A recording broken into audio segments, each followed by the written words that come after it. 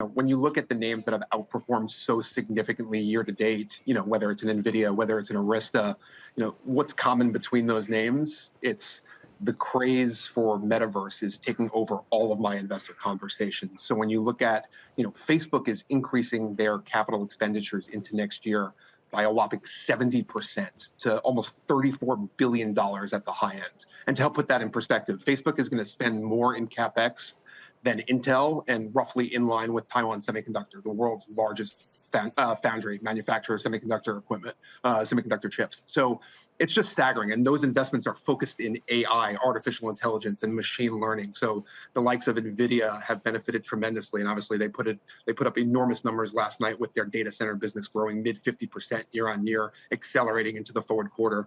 Arista into their forward quarter guidance and into calendar 2022, guiding revenues up 30% year on year. So, while it's, you look at some of the valuations of these names, which certainly feel extended, the concept of putting in the infrastructure to facilitate metaverse-driven spend and AI ML workloads continue to increase, like that for sure is, I think, the most important thing to focus on from a technology trend standpoint. All right, so I mean, this is interesting to me because I don't know. I'm sure you talk to a lot of very smart people. I know that I talk to tons of smart people that are much smarter than I am, and it's almost evenly split, Jared, between those who really believe that the metaverse will be a massive part of the technology future and those who are really skeptical about whether or not this thing is really going to take shape. Where do you fall on that? And will it be the biggest investing theme in technology in, say, the next 5 to 10 years? I think it is. I mean, Zuckerberg is creating at Facebook is creating an entire separate segment of the company called Facebook Reality Labs. And he's committed to investing billions of infrastructure, and he's not looking to monetize this until potentially the end of the decade. A week after Facebook earnings, Microsoft came out and they started endorsing the concept of the metaverse, probably more from a productivity standpoint.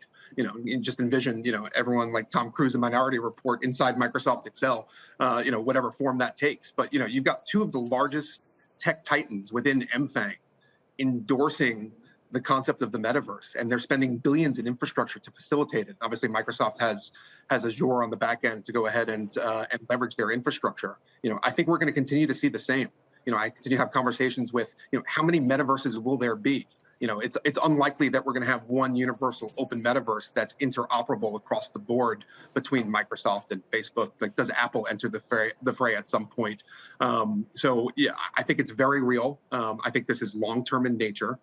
This is not something that's going to happen overnight. The monetization is not going to happen overnight, but the infrastructure-related investments that are occurring associated with it are absolutely real.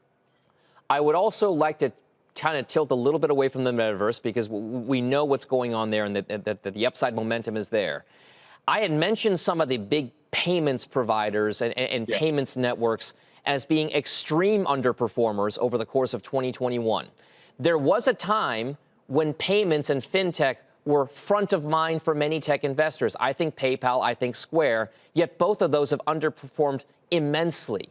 Is there a value trade to be had for some of those payment companies in your mind?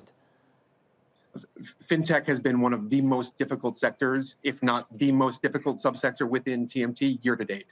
The market is essentially on all-time highs, and many within fintech names that you highlighted, they're underperforming with significant multiple compression across the board.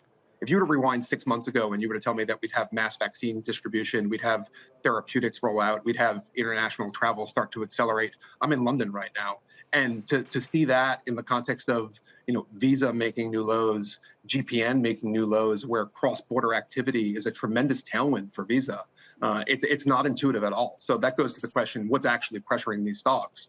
And it's multifaceted. From a networks perspective, whether it's Visa or MasterCard, there continue to be concerns that you have buy now, pay later, you have cryptocurrency potentially disintermediating the model.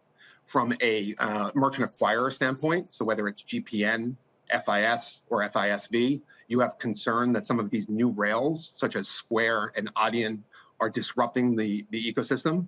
And then from a PayPal perspective, like you were talking about earlier, you had a disappointing guide into calendar 2022, and investors are certainly rattled that there's going to be continued M&A. Obviously, there were press reports that they were looking at Pinterest, and I think the strategic rationale of that deal was certainly not received well by the investment community.